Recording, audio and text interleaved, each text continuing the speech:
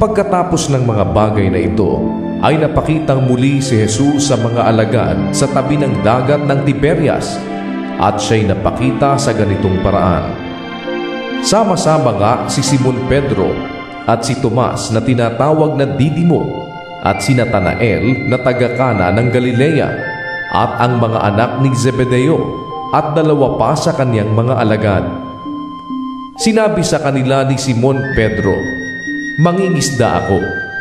Sinabi nila sa kanya, "Kami man ay magsisisama sa iyo." Sila'y nagsiyaon at nagsilulan sa daong, at ng gabing yaon ay wala silang nahuling anuman. Ngunit nang nagbubukang liwayway na, si Jesus ay tumayo sa baybayin, gayon may hindi napag-alaman ng mga alagad na yaon ay si Jesus. Sa kanila nga'y sinabi ni Jesus, "Mga anak, mayroon baga kayong anumang makakain?" Nagsisagot sila sa kanya, "Wala." At kanyang sinabi sa kanila, "Ihulog ninyo ang lambat sa dakong kanan ng daong, at makakasumpong kayo." Inihulog nga nila, at hindi na nila mahila dahil sa karamihan ng mga isda. Yaong alagad nga na iniibig ni Jesus ay nagsabi kay Pedro, "Ang Panginoon nga." Kaya't pagkarinig nga ni Simon Pedro na yaoy ang Panginoon, ay nagbigkis siya ng kaniyang tunika, sapagkat siya'y hubot-hubad at tumalon sa dagat. Datapot ang ibang mga alagad ay nagsilapit sa maliit na daong, sapagkat sila'y hindi lubhang malayo sa lupa, kundi may mga 200 siko na hinihila ang lambat na puno ng mga isda. Kaya't nang sila'y magsilunsad sa lupa, ay nakakita sila doon ng mga bagang uling at isda ang nakalagay sa ibabaw at tinapay. Sinabi sa kanila ni Jesus, "Magdala kayo rito ng mga isdang inyong nangahuli ngayon."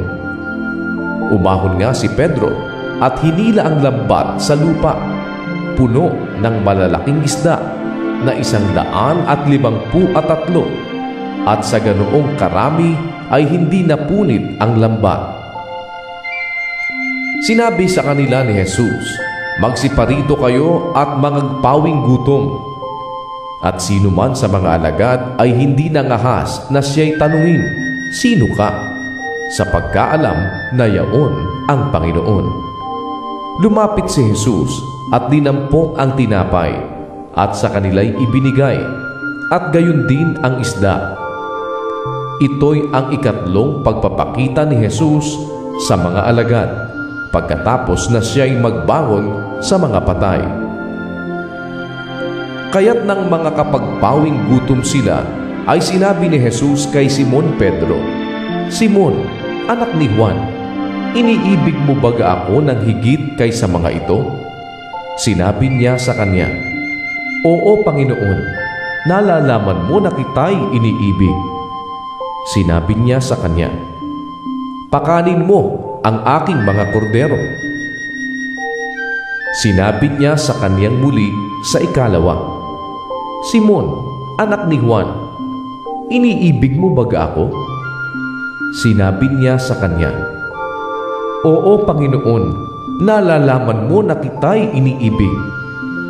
Sinabi niya sa kanya, "Alagaan mo ang aking mga tupa."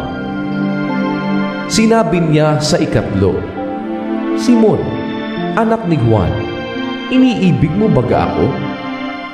Nalumbay si Pedro, sapagkat sa kanya'y sinabing makaidlo, "Iniibig mo baga ako?" At sinabi niya sa kanya, "Panginoon, nalalaman mo ang lahat ng mga bagay. Nalalaman mo na kita'y iniibig." Sinabi sa kanya ni Jesus, "Pakanin mo ang aking mga tupa." Katotohanan, katotohanang sinasabi ko sa iyo, nang ikaw ay bata pa, ikaw ay nagbibihis, at ikaw ay lumalakad kung saan mo ibig. Ngunit pagtanda mo'y iuunat mo ang iyong mga kamay, at bibigkisan ka ng iba, at dadalhin ka kung saan hindi mo ibig. Ito nga'y sinalita niya na ipinaalam kung sa anong kamatayan ang iluluwalhati niya sa Diyos. At pagkasalita niya nito, ay sinabi niya sa kanya, "Sumunod ka sa akin."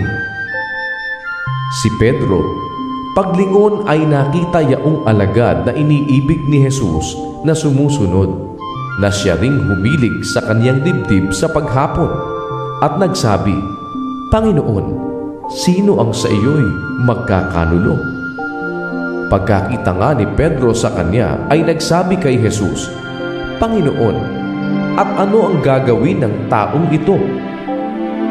Sinabi sa kanya ni Jesus, "Kung ibig kong siya'y manatili hanggang sa ako'y pumarito, ay ano nga sa iyo? Sumunod ka sa akin." Kumalat nga ang sabing ito sa gitna ng mga kapatid na ang alagad na yaon ay hindi mamamatay. Gayon may hindi sinabi ni Jesus sa kanya na hindi siya mamamatay, kundi kung ibig kong siya'y manatili hanggang sa ako'y pumarito, ay ano nga sa iyo? Ito ang alagad na nagpapatotoo sa mga bagay na ito at sumulat ng mga bagay na ito, at nalalaman namin na ang kanyang patotoo ay totoo.